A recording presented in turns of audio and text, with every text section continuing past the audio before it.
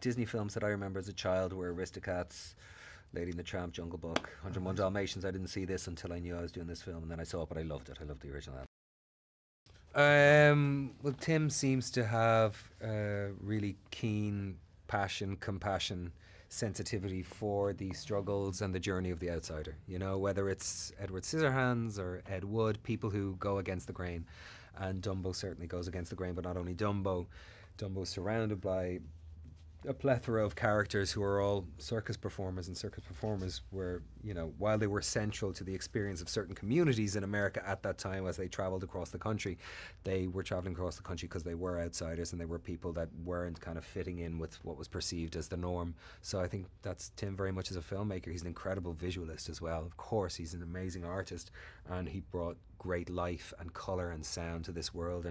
But I think more than anything, he has a, with that kind of potent imagination he also has a deep sensitivity that works for the story. Difference and inclusion and kindness, or inclusion and kindness and difference, or inclusion and difference and kindness, are really important things.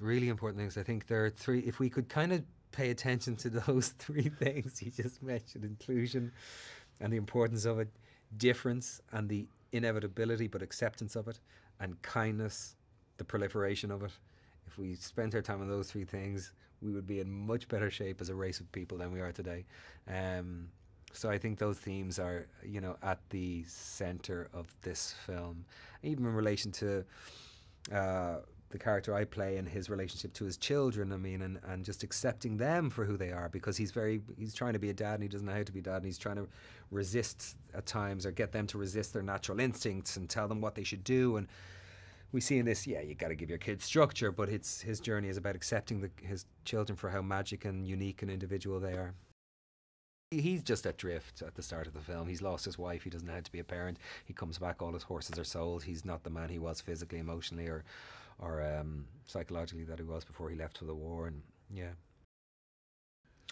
Oh, well, just the most obvious difference is this is live action and the first film was in animation, and although there are certain artist renderings that are offered up in this film that didn't exist and were done after we finished the shoot, the principal photography, this world expands on the original world. The original world is very much circus. It's not human. It's all about the animals. We see human beings, but it's usually their bodies down or just in great numbers in the background as the crowd.